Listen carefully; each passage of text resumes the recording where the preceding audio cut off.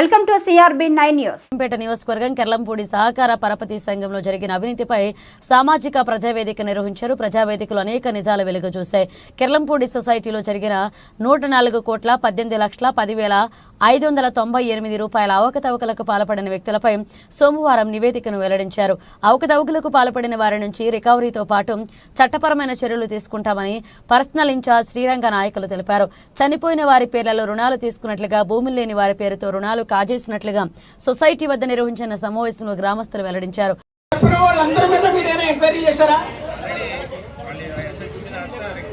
చెప్పండి సార్, మీరు వాళ్ళు ఉన్న ఆశపై ఏగల చర్యలు తీసుకుంటారు.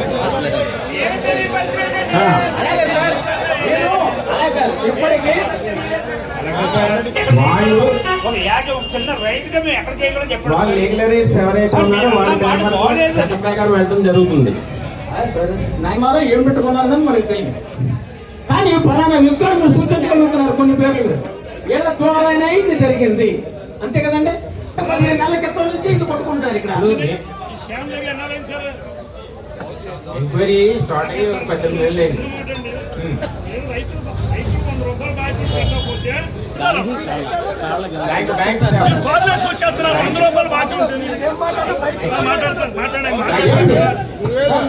ఉన్న సభ్యత్వం ఏ వ్యక్తికి తెలియకుండా ఎంక్వైరీ చేసుకుంటారో మీరు మేము రైతులం కాదు, కనీసం కూలి పని చేసుకోవడం కూడా కాదు. నా తమ్ముడు నేను ఏదో ప్రైవేట్ దాంట్లో అక్కడ చేసుకుంటున్నాం. మా పేద ₹1,00,000 లోన్ ఎలా తెచ్చే సబ్జెక్ట్ ఉంటే లోన్ తెచ్చేస్తారా?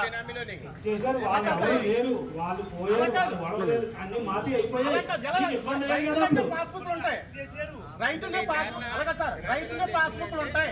పాస్బుక్ ఉన్నా తేవచ్చు. మాకు ఏ పాస్బుక్ ఉంటే మా పేద లోన్ తెచ్చారు? ఇబ్బంది లేదు, మాకు లెటర్ వస్తారు. 90,40,50,750 జరిగితే దాని మీద పరిశోధన చేసి నేరస్తుని బయటికి తీసుకొస్తారు కదా. ఈ సొసైటీ మీద మీరు ఎక్స్ ప్రెసిడెంట్ గారు అన్నట్టుగా సిబిఐ ఎంక్వైరీ ఎందుకు పెట్టలేదు? ₹1, ₹2 కాదు కదా, కోట్లాది రూపాయలు ఇవ్వండి. సిబిఐ ఎంక్వైరీ ఎందుకు పెట్టలేదండి? వాళ్ళు బయటకు వస్తారని వాళ్ళని రక్షించడం కోసం.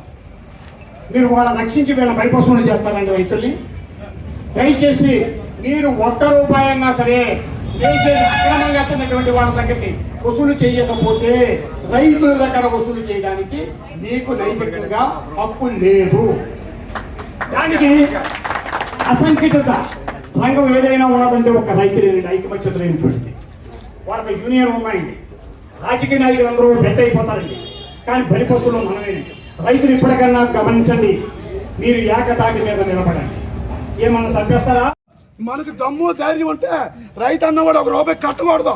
అదే మన సాల. ఏడే రైతు అన్నవాడు అక్కడ కూడా ₹1 కట్టాడు. ఏడే అదే ఆఫ్ చేశారా? ఆఫ్ చేశారా? రైతు అన్నవాడు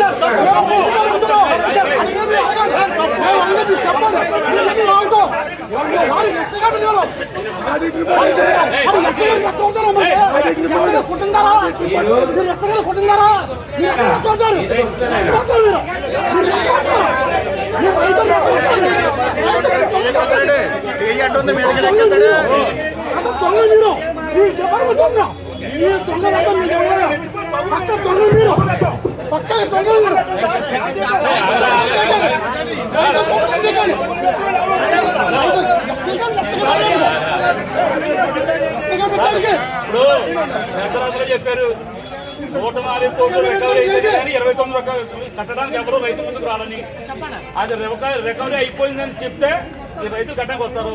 లేదంటే ఇది రికవరీ కాకుండా పూర్తి మాఫీ చేయవలసిందిగా మేము అందరూ కోరేరు. రైతులందరూ కోరేరు. పంపించండి పైకి. తప్పకుండా వచ్చేసేయండి. సమావేశం ఇంతటితో ముగిస్తున్నాం. 30 కోట్లు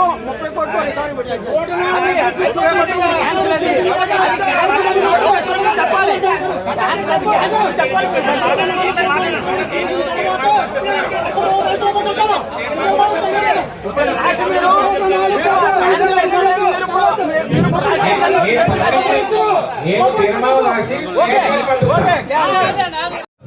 తప్పకుండా రైతుల కోరిక మేరకు 30 కోట్ల రుణాలు ఏవైతే ఉన్నాయో వాటి మాఫీ చేయించకు తీర్మానం చేసి తీర్మానం చేసి పంపించండి సార్.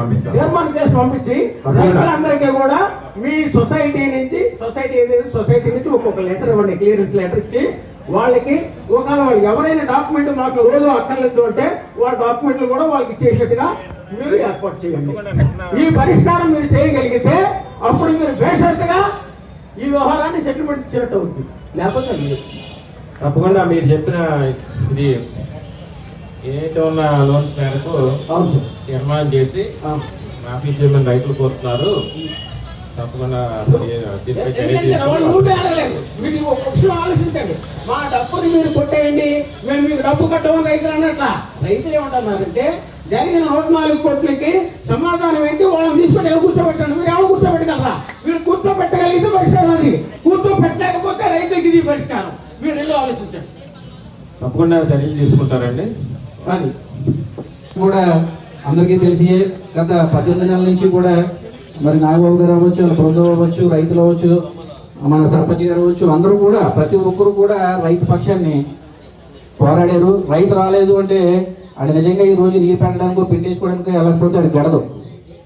కానీ డబ్బు కొట్టేసిన వాళ్ళు మాత్రం కొంతమంది పెద్దలు చెప్పినట్టు కార్లు వేసుకుని పెద్ద పెద్ద బంగాళాలు కట్టుకుని తిరగడం కూడా వాస్తవం.